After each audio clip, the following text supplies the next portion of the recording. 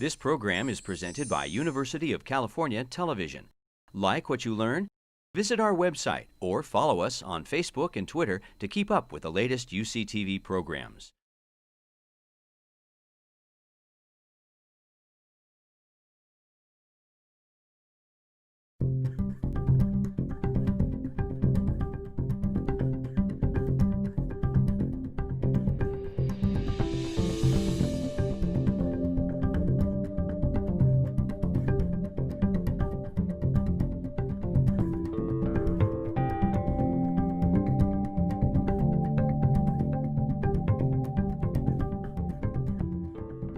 Our speaker today is a graduate of our own.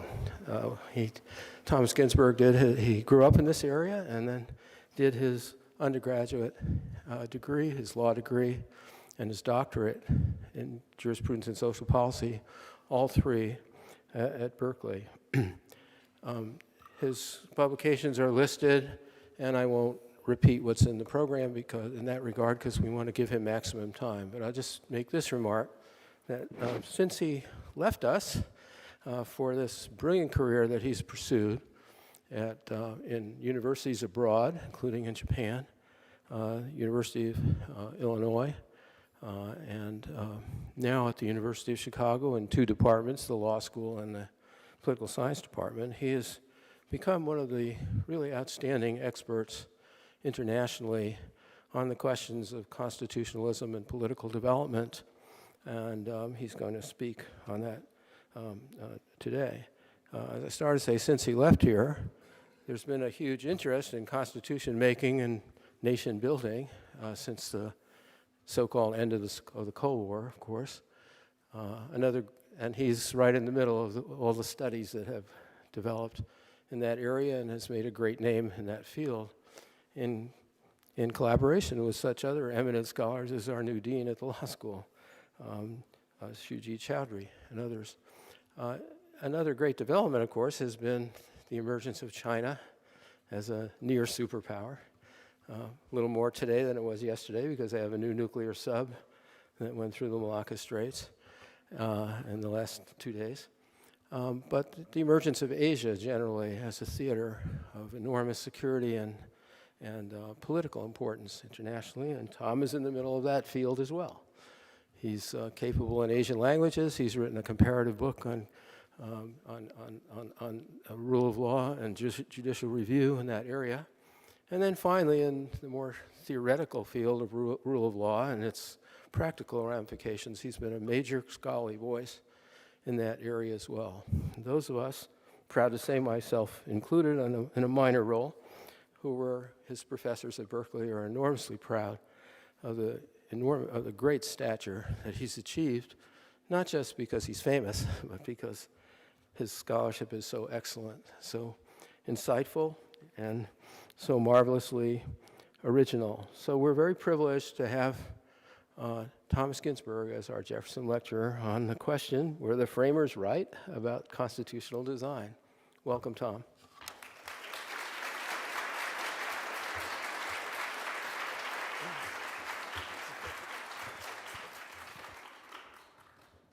Well, thanks to everyone for coming today. And before I begin, I really have to thank the committee for giving me this tremendous honor of giving a Jefferson lecture.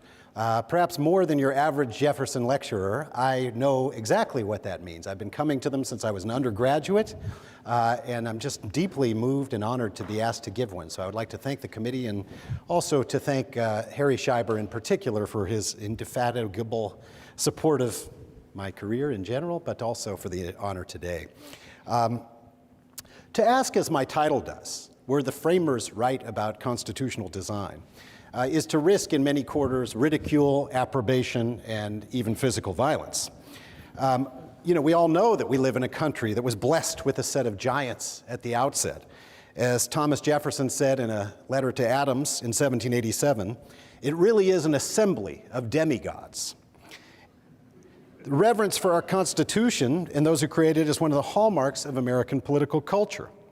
People treat it with quasi-religious reverence. Commentators from both ends of the political spectrum declare their loyalty and allegiance. This view of the framers as masters of rational deliberation, of masters of applied political theory, I think is even stronger when we look at other recent exercises in constitutional design. Egypt 2012, the framers of the Egyptian constitution don't look so focused as those in the previous painting. Brazil 1988. The framers look a little too focused, too committed to their particular projects. So this view of the American founders as being a set of geniuses is well entrenched in our political culture and may indeed have a kernel of truth in it. The funny thing, though, is when we look at their own views of their handiwork, they were a little more skeptical. So Benjamin Franklin, on the very last day of the Constitutional Convention, admitted that he said, as you can see, "I confess there are several parts of this Constitution which I do not at present approve. For when you assemble a number of men to have the advantage of their joint wisdom, you inevitably assemble those men with all their prejudices, passions, errors of opinion, and local interests, and selfish views. Can a perfect production be expected? I consent to the Constitution because I expect it no better, and because I'm not sure that it is not the best." Well, not exactly a ringing endorsement. It's close. It says, well, it's as good as we can do. George Washington, about a week later, "I wish the Constitution which is offered had been made more perfect, but I sincerely believe it is the best that could be obtained at this time." All right, good enough for government work. In the Federalist debates, which occurred immediately after the previous two quotes, we see a debate about the imperfections of the document which had been produced. And Hamilton, quoting David Hume, notes that there will be a chance that the political community, on the last line, must correct the mistakes which they inevitably fall into in their first trials and experiments. Indeed, much of the debate in the Federalist Papers, if you go back and read them, is really about the question of whether to amend the Constitution before ratification or after ratification. But imperfection is built into the very earliest understandings of the document. Madison, in Federalist 43, notes that useful alterations will be suggested by experience, could not be but foreseen. It was requisite, therefore, that a mode for introducing them should be provided. In other words, the very idea of imperfection was built into the Constitution and its design through the introduction of an amendment procedure. And that's certainly something that the framers did, which has been very influential and very helpful in our own political community, one that other constitution makers have almost uniformly followed. The next question is, what do Al Sharpton and Rand Paul have in common? And the answer, of course, is that they're among a group of recent people, far bigger than this set, who have proposed constitutional amendments for various pet projects. As you might guess, Al Sharpton's proposals are a little different than Rand Paul's. John Paul Stevens, in the top center, has recently written an important book calling for the amendment of the Constitution to overrule, if you will, the Citizens United case, which has so corrupted our political culture. So there is and always has been a kind of groundswell of people who are calling for constitutional amendments. Something like 10,000 proposals introduced in Congress since the founding of the Republic. Obviously, only a small handful of these have been successful, only 15 since the early 1800s. And so there's always kind of a move for amendment. Now, the three people on top might be familiar to you. You may not all know the two on the bottom.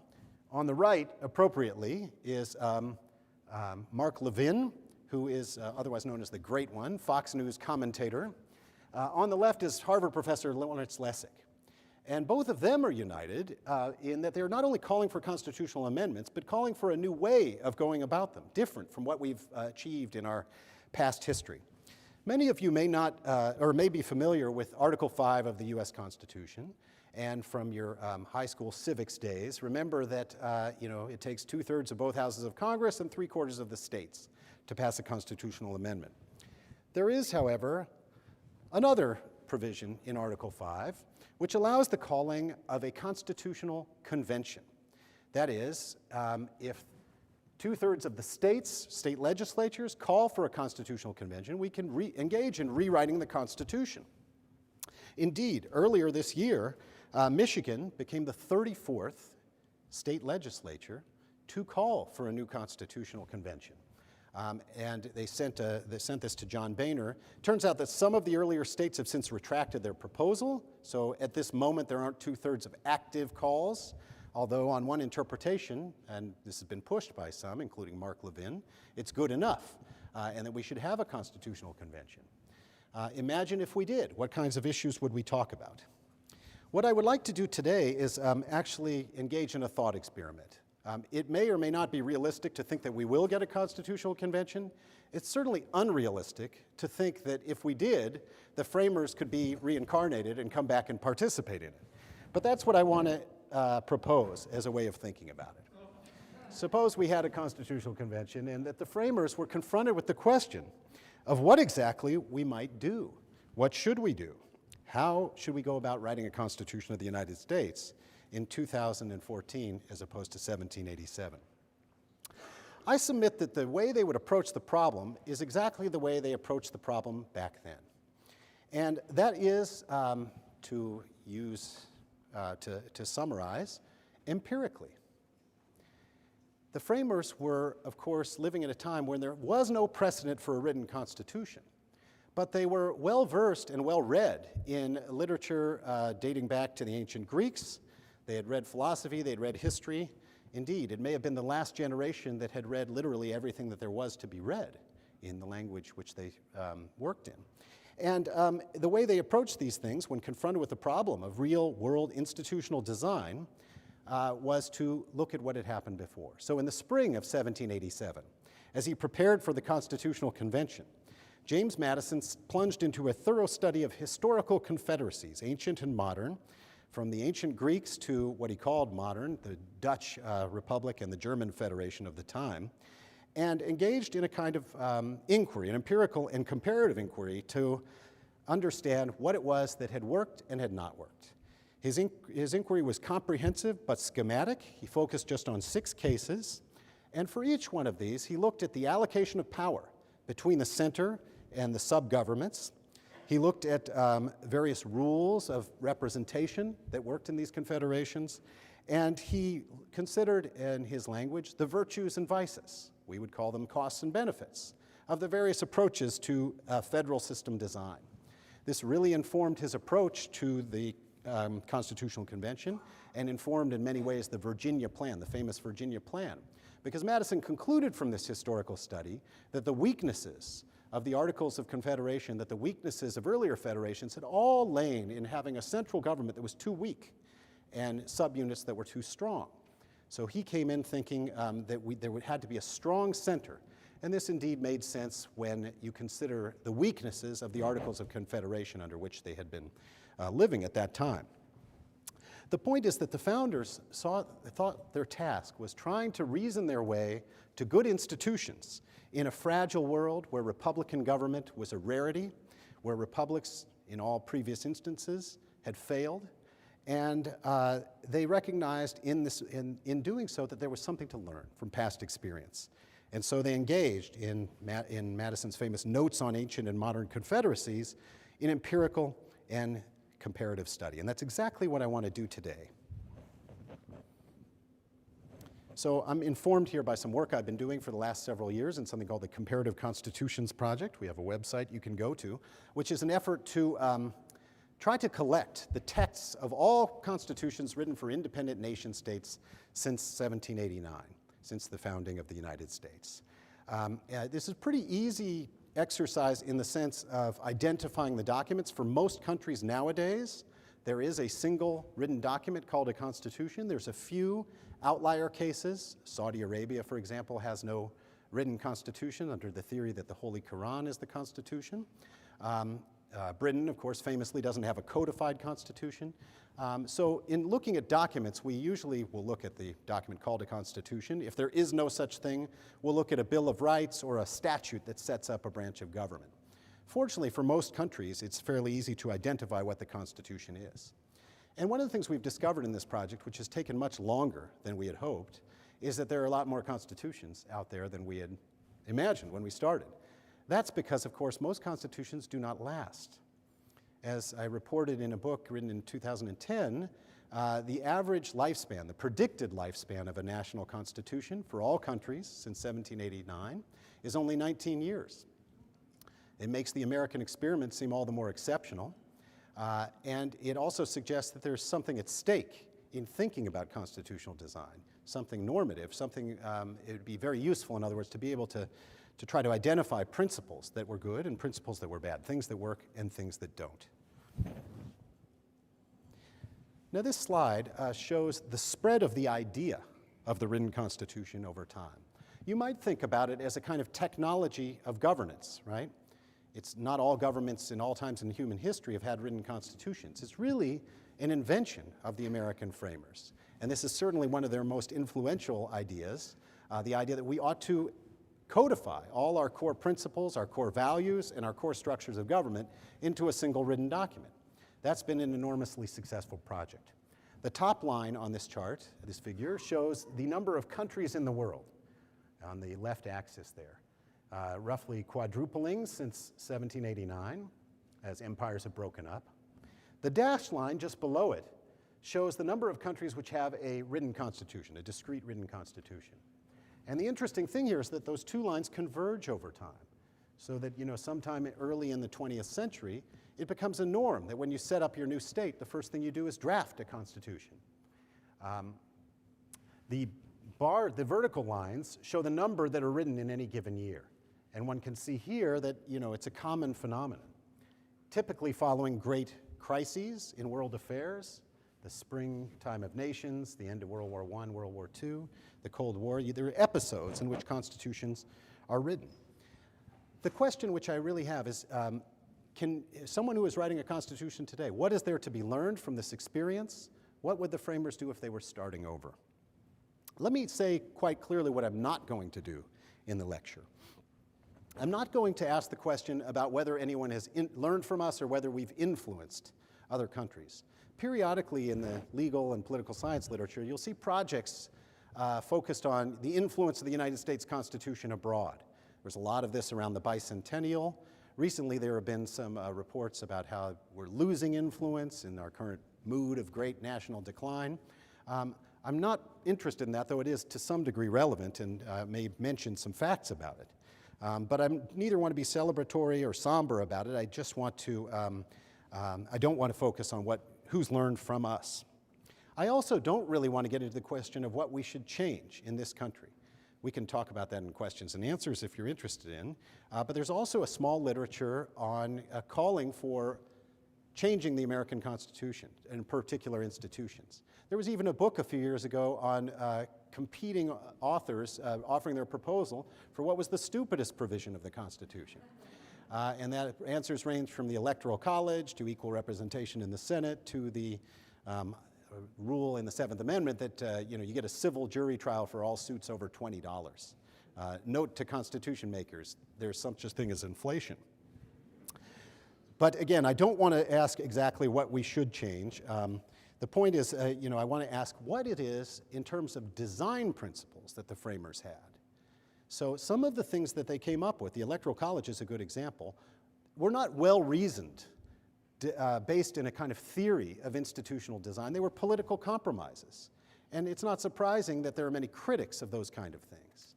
On the other hand, the framers had very deep ideas about human nature, about the structures of societies, and the nature of republics.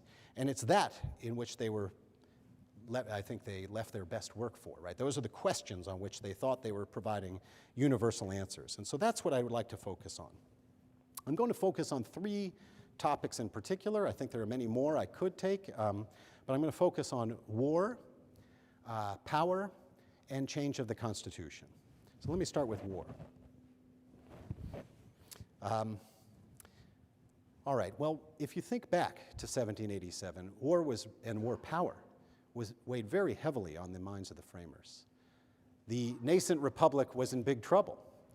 The Continental Congress, which had been created by the Articles of Confederation, lacked the power to tax. It had the power to make treaties, but it didn't have the power to implement them. And so it made a peace treaty with Great Britain, which the states were then reneging on. The British weren't happy about this. They refused to dismantle their forts up in Canada, and there were border skirmishes happening. So they felt a great threat from the British. To the south, the Spanish had closed the Mississippi River. To the west, there were various Indian tribes, and the situation was one which really provoked the Federal Convention in the first place. They were so worried about security. What were their questions about war? Well, they, of course, come, we know, to the idea that Congress should be the power that has should have the power to declare war. Heavily influenced by Machiavelli, they thought that an unrestrained executive would seek aggrandizement through foreign policy and foreign adventures. And so very early on in the Federal Convention, they thought that the power to engage in war should be with Congress.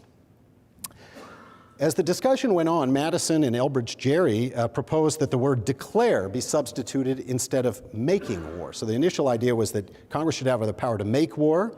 Didn't really know what that was, and so somewhat on a whim, they said declare war. Their idea was that if Congress could declare war, Congress would be involved in all major foreign policy decisions, whereas in a defensive war or some situation where there was a need for speedy response, the executive would be able to act immediately without being hamstrung.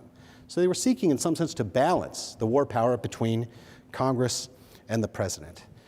They didn't talk much about it, but of course they also said that the president would be commander-in-chief. And one of the great constitutional questions of our time is what exactly the extent of that power is for the president. Under the Bush administration, it was a very expansive view, such that under the theory of the executive branch at that time, Congress couldn't pass law about how to wage war. And of course, others say, well, Congress really has the residual power. So there's a big internal debate in the United States about the residual power. John Jay, one of the early Federalists, argued that the scheme that they came up with Congress involved in declaring war, would mean that there would be less war. Not only fewer just causes of war will be given by the national government, but it will also be in their power to accommodate and settle them amicably. It's a position that in some sense anticipates a lot of international relations scholarship, as I'll come to in a minute. We also have live constitutional questions about the division of power between the executive and the president. As many of you may know, we haven't actually had a declared war since World War II, and only 4 in American history. And so there's a fear in our modern era of executive aggrandizement, exactly what the framers thought might occur. Will Congress ever act? Well, they've passed the War Powers Act, and the presidents have always asserted that that's unconstitutional. Yet sometimes the presidents do act in accordance with the War Powers Act, notwithstanding their view that they don't have to. In my opinion, assigning the war power, the power to declare war to Congress, has had some restraining effect on the president. And you know, we can observe this in some of the skirmishes that have happened since the passage of the War Powers Act. But generally speaking, Congress doesn't want to get involved in war decisions. Why? Well, because they can only lose. Political science literature suggests that successful wars get attributed to the president. Even if Congress goes along with it, they won't get much political credit out of it. Far better, if you're a congressman, to just let the president take the lead, as Congress is doing now with Obama in Syria. If it works well, they can take some of the credit, but he probably won't be assigned much. If it fails, they can blame Obama, as I'm sure they will, if it goes badly. So the idea is that Congress lacks the political incentives to actually exercise the power they're given in the Constitution. I want to tie this to the international relations literature, particularly the idea of Jay, that having Congress involved would lead to fewer wars and more settlement. The democratic peace literature, for those who aren't academics, is one of the few things in which we could say there's something like a law of social science. And the finding is that democracies don't go to war with each other. Pretty much a universal historical truth. There's a lot of debate as to why, but it is a pretty strong finding. It's not to say that democracies are more peaceful. They fight a lot with other countries, and when they do go to war, they tend to win.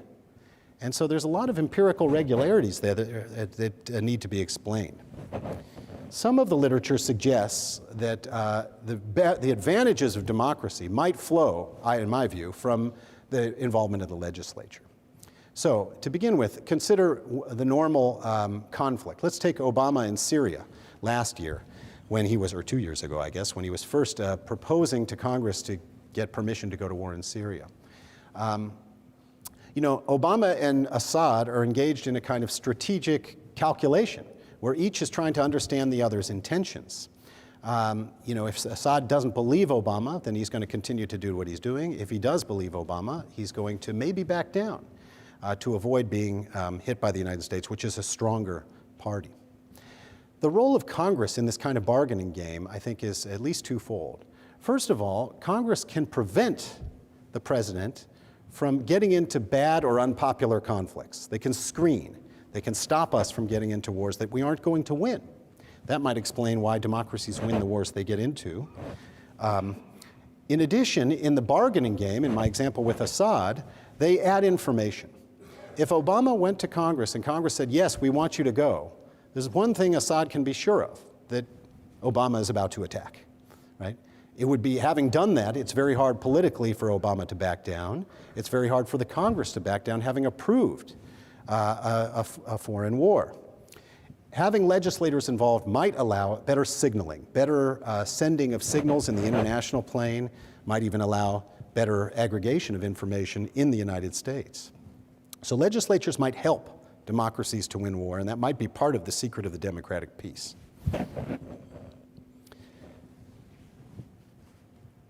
How have other countries written their constitutions? Well, this shows over time, in the dashed line, the executive, and the red line, the legislature, who has the power to declare war in national constitutions. And you can see that the United States approach of giving the legislature the power to declare war has not been very popular.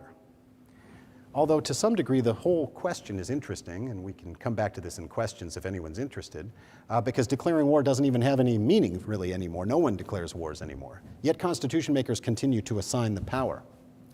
So there seems to be a trend away from the American approach. On the other hand, if we consider war power more broadly, not just declaring war, but giving Congress some sort of approval authority over, let's say, the actions of commander-in-chief, we find a much broader set of countries have legislative involvement. So this is something like 70% of countries have some legislative involvement in, some 50% of countries have some legislative involvement in war policy. And that seems to be pretty significant. What I do in this part of the paper is to look at the data. Now, I have an advantage here in that there's a huge scholarly community studying the democratic peace. And they have data that sort of aggregates every international conflict, actually since about 1800. And they look at crisis bargaining, they look at sort of threats to other countries, but they also look at instances that actually erupt in force. And they have different sort of levels of violence, if you will. They define a war as a conflict that involves more than 1,000 battle deaths. And so what I want to do is I want to compare the constitutional assignment of powers with these wars that have been looked at by other scholars. And the question, of course, is whether you have, if you have congressional involvement, legislative involvement, does it lead to less war? Now, this other literature uses what I refer to here as a dyadic setup. It basically, for any particular pair of countries, it asks in a given year if they go to war. Each country is either an initiator or a target. So there's a state A, state B, and so there's this massive amount of data. What I do in the results I'm about to report is I look at the relationship between constitutional power and war, and I control for a few things. I control for whether or not one state is more powerful than another, right? That's going to lead, if you might think about, the United States might be more likely to invade Grenada than it would, France, for example. So relative capability is a predictor of war. I also look at whether both countries are democratic and also whether they share a border, because borders are the source of most international conflicts. In looking at this data, I'm just going to report this to you. What these figures mean, the sign, minus or plus, indicates whether you're going to get more or less war with the condition that I'm looking at. And the asterisks indicate levels of statistical significance. So just to summarize, every single one of these signs is negative. So if you have legislative involvement, the first 4 rows, you are less likely to get use of force or war. And the statistically significant ones have to do with the approval of commander action, et cetera, the ones with more asterisks. It's also interesting that silence, constitutions that are totally silent on the question, actually lead to less war. That's an interesting finding. So far, it seems like the framers were right? They said if you involve the legislature, you're going to get less war. And so maybe we ought to suggest that in our fictitious constitutional convention we've called, that we would keep the rule as it is. There's a problem, though, and this is what happens when you look at data. I look not just at selection of wars, but what happens in the wars that you get into. So again, there's kind of this international bargaining process that leads to war. And sometimes there will be settlement, sometimes you'll miscalculate, if you will, and we'll get all the way to violent and destructive conflict. And what the findings suggest is that I'm looking here at outcomes. Are you more likely to win or lose if you have a legislative involvement? And interestingly, what we find is that legislative involvement in the initiator always leads to less win, and also leads to less win on the part of the target. It seems to confuse or confound that bargaining process. On the other hand, legislative involvement in either state leads to more stalemate. Why might that be? Well, one theory is that what's going on here is something like what we would call the selection of disputes for litigation, right? That if you think about it in models of litigation, two parties always settle unless, they're really stubborn, or they have different levels of information, or it's a really close case, right? Because litigation's always costly. It's always a dead weight loss, to use the economist's term. What we find is that war is a lot like litigation. You're probably, when you have legislative involvement in screening wars, one side or the other is settling most of the cases. And the cases you get are the ones where it's a really close case. Furthermore, once you get into war, and I think the United States, say in 2004 or 2005 is a good example, a legislature which is committed to going to war is going to have exactly the same problems as a president might in terms of backing off. Congress isn't going to admit that the Iraq War is a bad idea because they're all going to lose their seats, right? So one of the problems of democracy and legislative involvement in particular may be that you stick with bad wars for too long. Where does this leave us in terms of the Constitutional Convention? I'm not sure. It's kind of a mixed result. The framers were right that you get less war. They didn't really think about, their view was that you would win the wars you got into, but there doesn't seem to be very strong evidence for that. It's a possibility. I think you'd have to probably look at the scale of these wars that you end up getting into. If they're really minor things and they end up being a stalemate, no big deal. If they're really major, then probably there might be some problem with too much commitment on the part of the legislature. Second part of the talk. The framers thought a lot about power. They were very concerned with dividing it. They were very concerned with trying to find ways to pit interest against interest in order to ensure liberty. When one thinks about the central issues, they thought a lot about diversity, how to deal with a diverse political community, and they thought a lot about the executive. If you go back and you read the accounts of the Constitutional Convention, they talk a lot about executive power. Until 2 weeks before the end of the Constitutional Convention, the plan was for Congress to pick the president, which would make us kind of a parliamentary system. And the reason this broke down, actually, is that the so-called Great Compromise, where the large states and the small states came to the design of our modern Congress. That is, a House of Representatives with proportional representation, and a Senate in which the states would be represented qua Senate. And so the problem is, if this bicameral body was to elect the president, how would it work? Would they all sit together? Well, that would obviously privilege the populous states. On the other hand, if you had one vote per state, that would make the smaller states stronger, and they couldn't agree. So they gave it to a special committee, which ended up scrapping the thing entirely, and coming up with that wonderful institution, which we all know as the Electoral College. It was, as they admitted right away, a political compromise, and one which they realized was very complicated. And it's always on the top of the list when people make suggestions for things we would get rid of in the current American Constitution. They debated once they decided that the executive would be elected in this way, they still debated how long the president should serve, whether it would be plural or singular. And to some degree, these questions are still with us today. We have the large debate on the unitary president. I don't think that the founders anticipated the modern plebiscitary presidency, where we vote for one person and that person is supposed to, do it all. We blame him or her for every wrong that occurs. It is pretty odd when you think about it, the idea that one person ought to be able to do everything that is required. Many political systems don't do that. Many of the Indian tribes where I live, in my part of the country, would have two different chiefs, a chief for war and a chief for peace. Pirate ships, which were kind of floating governments in their own way, would often have a captain for war and a captain for navigation. And yet somehow we think we can have one person who can do literally everything. It's not true at our state and local level governments, right? When we go to vote next week, we're all going to vote for, well, it depends. I'm not sure if the governor is up in California, but, we vote for multiple offices. We have a divided executive. We vote for attorney general. We vote for secretary of state. At the local level, I'm sure you're all paying close attention to the cliffhanger, which is the Alameda County coroner's race.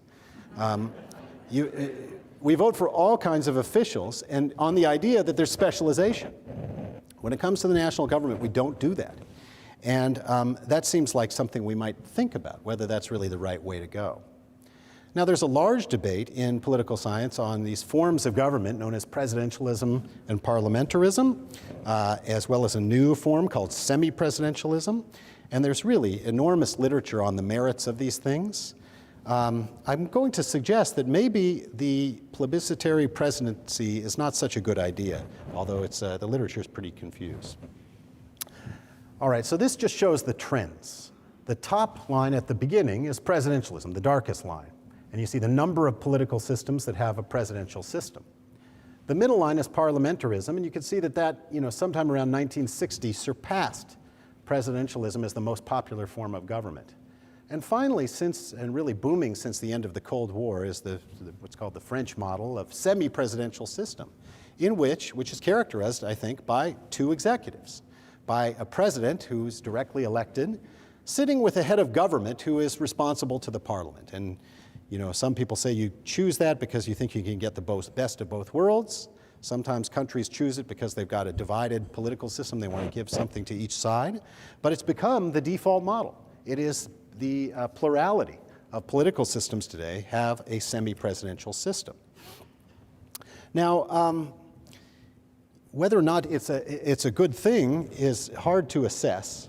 But I think it is safe to say that pure presidentialism is on the decline. Again, you think about, can one man do it all? What's the advantage of having one man do it all? Accountability. We get to vote every 4 years and blame one person for the sum of all our benefits and costs during the period. On the other hand, there's a real risk of cognitive and other overload by having it all concentrated in one person. The literature on presidentialism is very critical. It suggests that in many countries, having a single person is going to be very, very divisive and damaging. Imagine an ethnically diverse society like, say, Kenya, which is a presidential system. In Kenya, the presidency becomes a winner-take-all institution. And whoever wins feels a need to give patronage to his particular tribe or group, shutting out the other sides.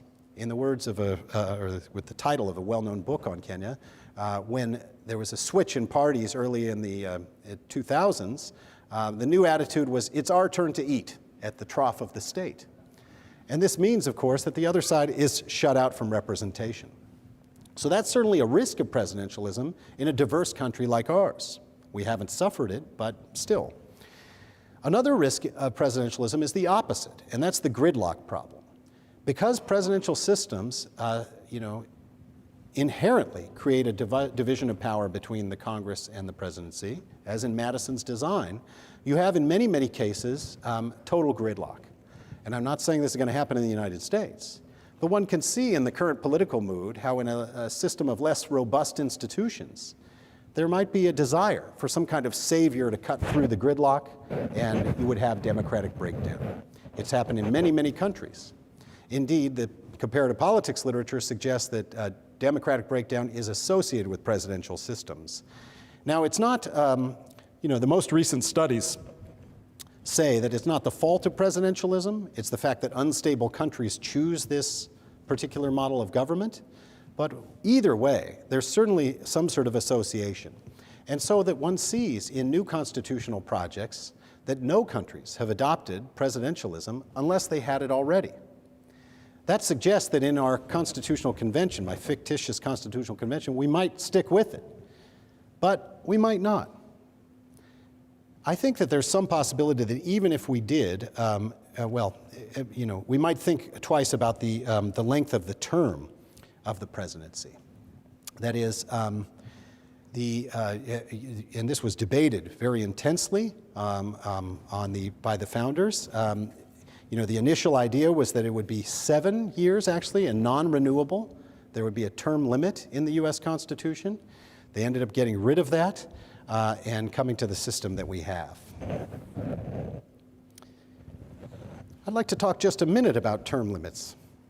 In the debate, George Mason had a theory that someone in the last term of office, right before they would return to being among their constituents, this person would act in the public interest. Why? They would be thinking about their friends and neighbors back home.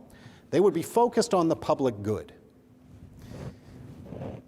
The alternative view is that, of course, desire for power would breed a hunger for it, and a term limit would lead someone to stay on. Going to the second quote here, Hamilton said, as the object of his ambition, that is the person who's coming up to the end of his term, would be to prolong his power, it is probable that in case of a war, he would avail himself of the emergency to evade or refuse a degradation from his place. In other words, create a crisis and stick around. And that's, again, something we see in many, many countries. Thomas Jefferson thought the failure to include term limits in the US Constitution was one of its great errors.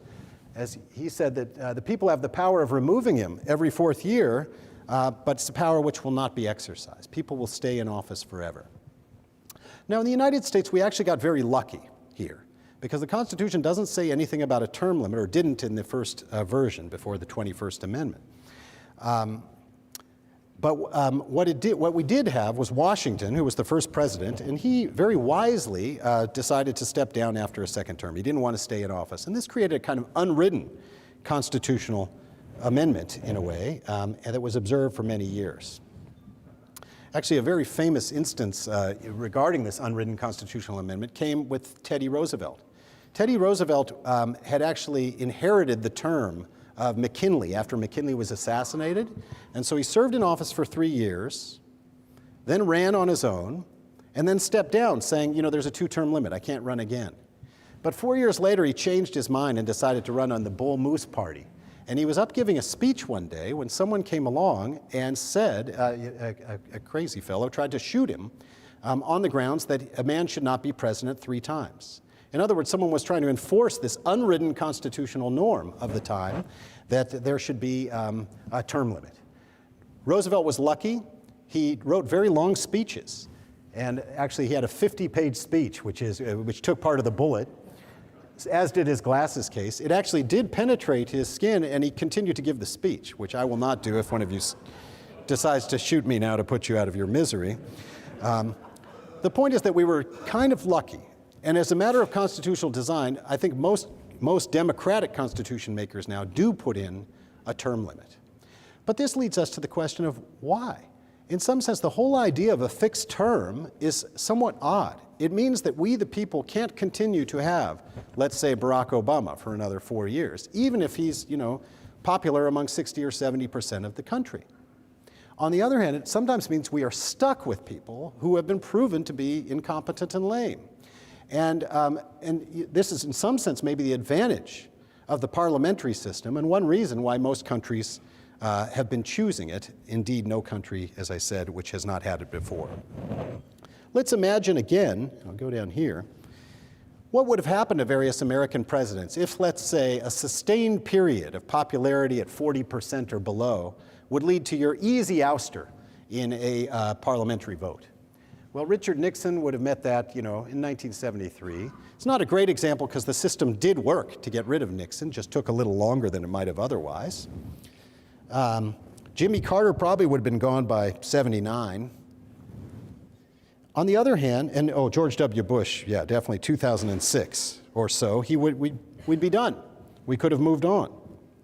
On the other hand, the popular presidents might be able to stay if we got rid of term limits and moved to a parliamentary form of government where the accountability was constant. Reagan, clearly very popular by the end. Bill Clinton, extremely popular. And think what a different place we'd be if he'd been president for another year or two. So the point is that this might be something to look at. Certainly, if we were starting afresh, I doubt we'd come up with the precise system that we have. It seems to be unwieldy. We have a weird way of selecting the president that sometimes leads to minority presidents who do not even have 50% of the vote. We would probably change the way we vote and maybe even the idea of having terms in the first place by moving to a parliamentary system or semi-presidential one. I want to turn now to my third theme, which is change. Obviously, as I said before, this was an important theme of the founders. They recognized that their document was imperfect. They recognized that change would be required. As Jefferson famously wrote, "Some men look at constitutions with sanctimonious reverence and deem them like the Ark of Covenant, too sacred to be touched." Going on, I know that laws and institutions must go hand in hand with the progress of the human mind. As that becomes more developed, more enlightened, as new discoveries are made, new truths disclosed, and manners and opinions change with the change of circumstances, institutions must advance also and keep pace with the times. The question is really how well we've done in this regard. Madison, I should say, also had a theory that changing the Constitution would be required. In a bit of propaganda in Federalist 43, he said, the mode preferred by the convention is stamped with every mark of propriety. It guards against the extreme facility, which would render the Constitution too mutable, and extreme difficulty, which might perpetuate its discovered faults. It is the Goldilocks theory, right? Not too easy to change, not too rigid either. And this is what they thought they were getting. Now, it's hard to know if they got that right. The 10,000 different proposals I referred to earlier to amend the Constitution, I'm sure many of them were not worth adopting. Some of them keep coming up over and over again. Some of them are about political grandstanding. Knowing that constitutional amendment is basically impossible, members of Congress will propose all kinds of things. And sometimes to overturn Supreme Court opinions, sometimes to favor their pet political causes, things like requiring the Bible to be read in school, overturn Roe v. Wade, and various other changes. And it may be that if we had an actual realistic culture of constitutional amendment, we might get better proposals in Congress.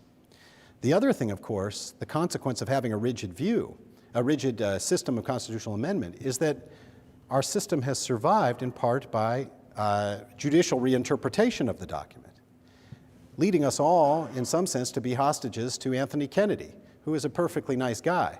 But it's hard to say why he should be making decisions that affect much of our lives.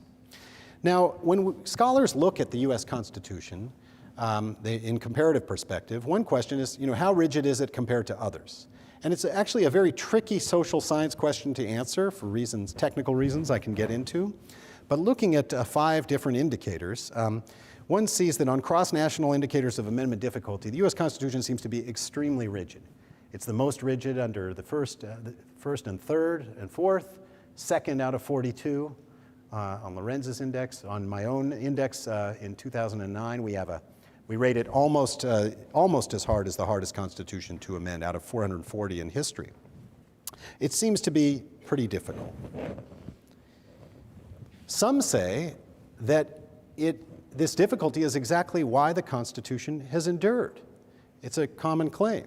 If we made it, more flexible, then the Constitution would lose its value as a kind of sacred document, which we all revere.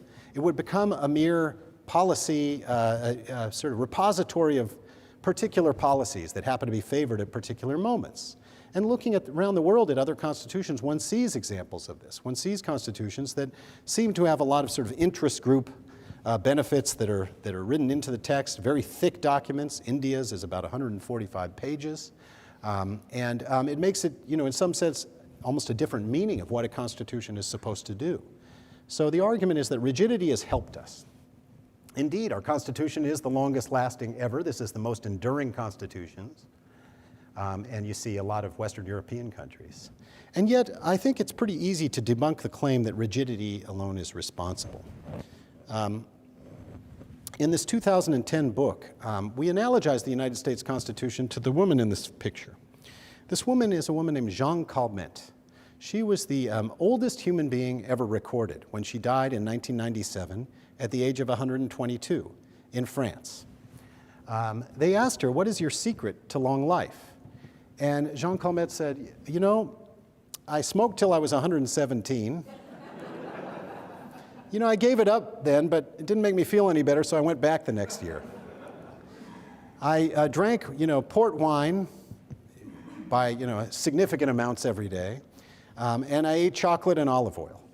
Now, notwithstanding the benefits of some of those things, I think if that's your exclusive diet, you wouldn't be predicted to live a long time. And yet she did. This is basically our view of the United States Constitution. It happened to last a long time, one of the most long-lasting, but it probably did so in spite of that feature of being overly rigid. And what we find when we look at all countries, and we have this kind of predictive model of constitutional lifespan, is that it is flexibility and not rigidity that predicts constitutional longevity. Earlier this year, I was actually in Oslo because it's the 200th anniversary of the Norwegian Constitution. So they asked me to come and give my comparative reflections on the Norwegian Constitution. And I showed this slide, and then I showed this slide, which is the world's oldest yoga teacher, 92 years old. And the Norwegian Constitution of 1814. It's an incredibly flexible document. To change it requires a 2/3 vote in Parliament, in a single House of Parliament, with an intervening election, so that one group can't, manipulate it. They have to kind of go back to the people.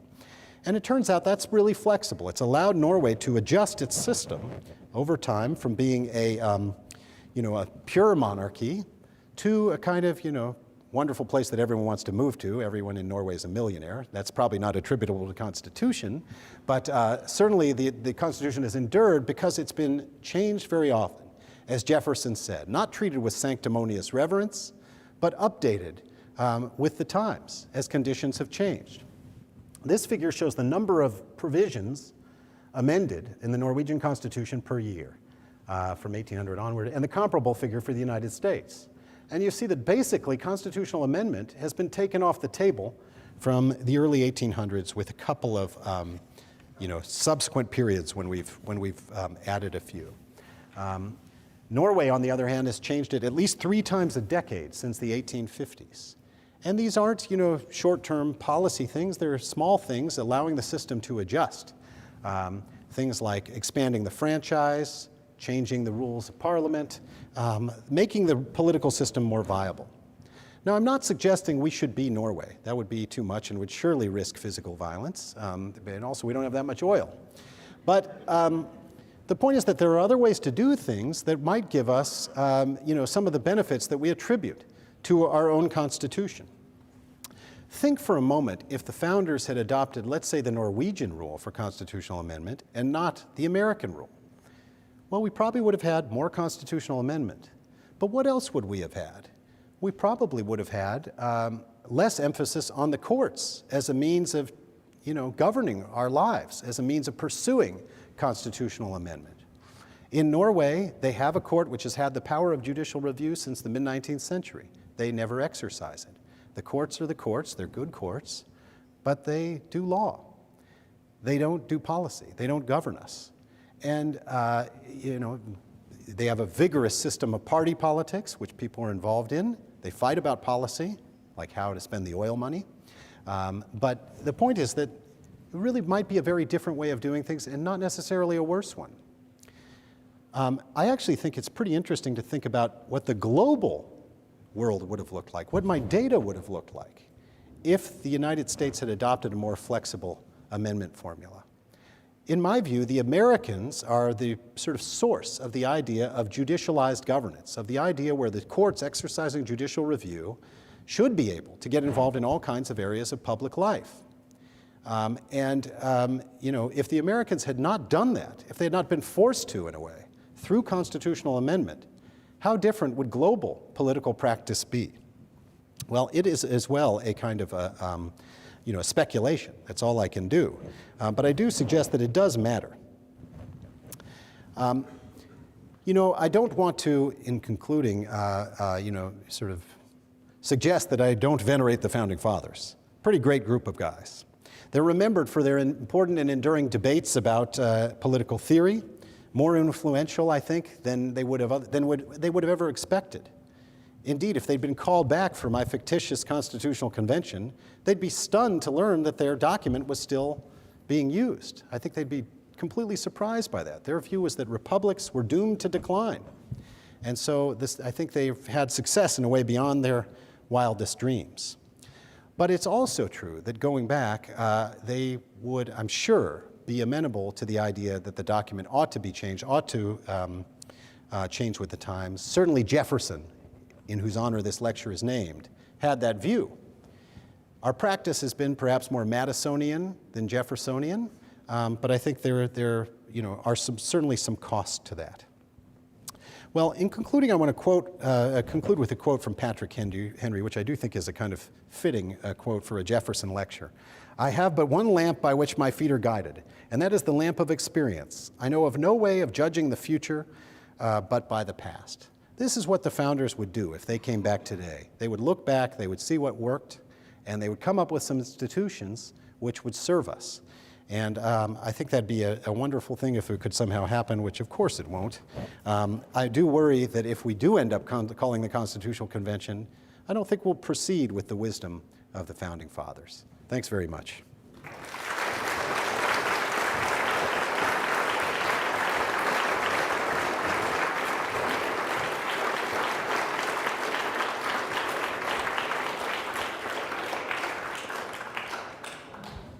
There are many pleasures involved in being chairman of the Jefferson Lectures Committee. One of them is I have the prerogative of asking the first question.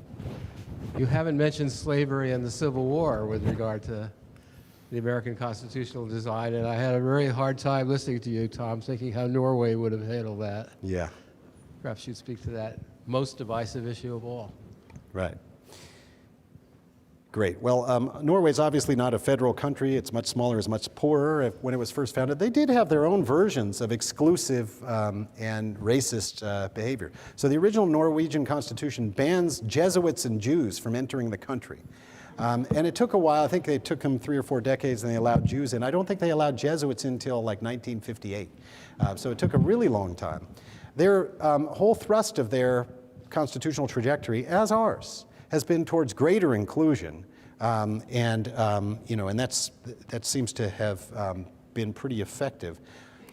I think that in terms of how your question provokes the thought about would the political system have done better than the judicial system? And our own history suggests that. Dred Scott is considered a failed case, a failed judicial attempt to intervene in a very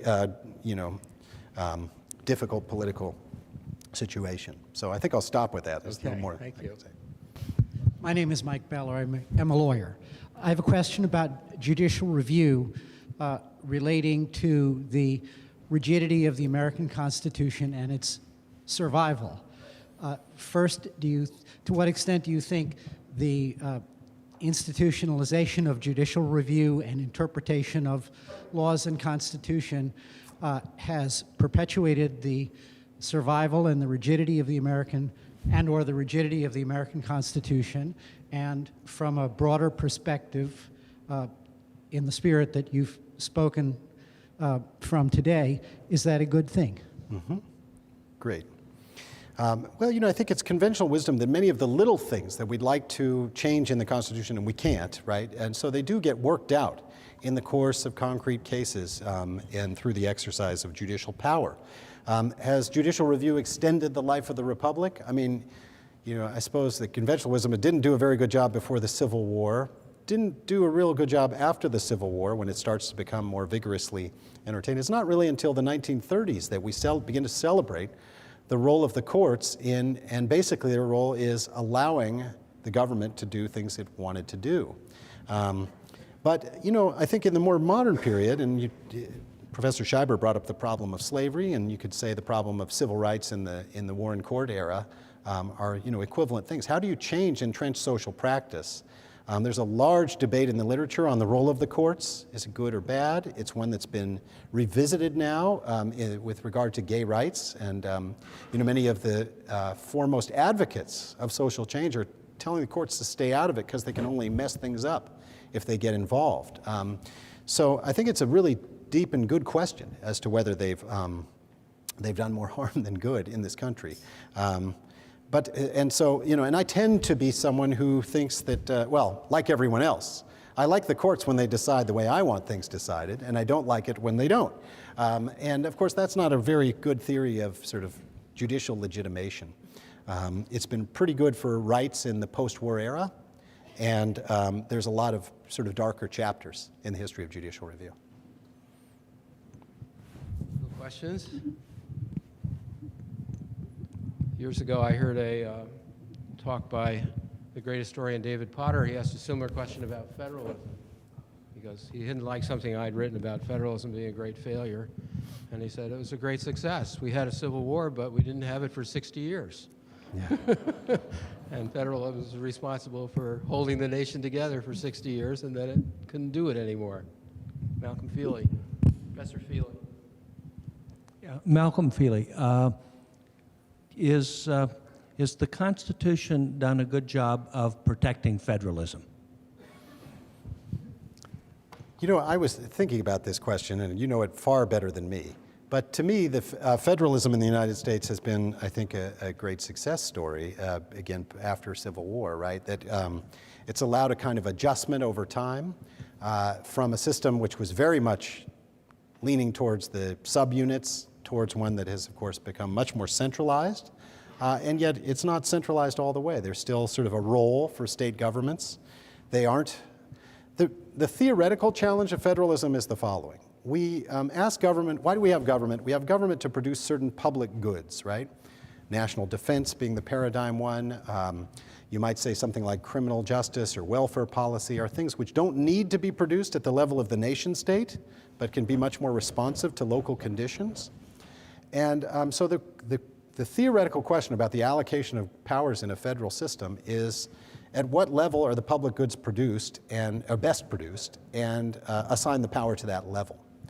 And I think the success of our system is that we've allowed that to change over time. It hasn't been rigid it's been responsive to in some cases, surely not all, but responsive to the fact that certain public goods are best produced at the level of the nation state. I should say, just as an aside, this is, of course, the challenge of global governance now, that we're living in an era where certain public goods, and think of climate change and things like that, can't be produced or can't be accomplished by a system of independent nation states. Yet we lack the governance structures to accommodate them. But I think within the United States, it's done a pretty good job of shifting over time. Thank you, Tom. As I listened to your account of the amendments in Norway, they sounded like items that our political system has handled in many different ways, and not just the judicial route that you've talked about, but congressionally and in all sorts of other ways. So I wonder, are you asking the right question by asking about the amendability of the Constitution, or would it be more productive to ask a question about, more generally, how can changes be made? Good. So you're right that the substance of things can be dealt with in many ways. Many of the things dealt with in a constitution in one country can be dealt with through legislation in another, and there's no uniform substance to a constitution in that sense. So the key thing, if you're trying to evaluate a constitutional scheme's performance on some dimension, like the inclusivity of the political process, one need not look just to constitutions. What I'm really making just the smaller point, which is that flexibility need not necessarily doom a constitution, that one need not have an overly rigid one in order to be maintained for a long duration or to generate veneration. Because if you go and you talk with the people of Norway, they're really into their constitution. They may not know what's in it, they may not be able to read the original Danish from 1814, but they really love it and they care about it. And in some ways, it's not that different from us. I mean, the Tea Party folks carry around copies of the Constitution, but I'm not sure they really, well, have read every single clause or, exactly, or I can't imagine that they venerate all bits of the text equally, the $20 suits and such. Sure. Tom, so let me just frame a counterfactual for you. So this this presentation is directed to an American audience, right? And the question is, how if we had a moment of constitutional choice, yeah, how would we make a different choice? And if we cared about the evidence. So let me flip it around. So let's say that you're actually in another country right now where there is a moment of constitutional choice. And the question becomes, is there any particular feature of the American Constitution that has stood up, that stands up in the face of the evidence as being something of particular value, right, that we would want to adopt? Because the slide you put up there with the 120-year-old French citizen who basically smoked and drank and so forth, that you juxtaposed against the American document, implied that the American Constitution has no redeeming feature at all, right? That can't be your claim, right? Or maybe it is. But so is there some feature of the American document, or are there features that have been validated by experience over the last couple of centuries that basically other drafters should consider strongly? Absolutely. So the first point, of course, is that by producing the first written constitution for a nation state, they provided the very grammar by which the whole enterprise proceeds, and and have been extraordinarily influential because of that in both particular design choices and broader principles like checks and balances, like separation of powers. These kind of things, these principles seem to be ones which do have maybe universal, often very widespread popularity and widespread attachment to them. In terms of particular choices, it's odd that judicial review is mentioned nowhere in the United States Constitution, and I've been somewhat critical of it, and yet it is something which I think we all do recognize now in the modern era, in one of potentially rights-harming governments, is of great value and one that kind of contribution to civilization. So. And of course, courts around the world, at least until fairly recently, until the rise of the German Constitutional Court and others, would look to the American court as the paragon of exercising this important power. You do need checks. You do need accountability institutions. And the Americans are the ones who came up with that. So I certainly don't want to suggest that we should avoid all of Jean Calmet's diet. No doubt some of those things are good in certain proportions.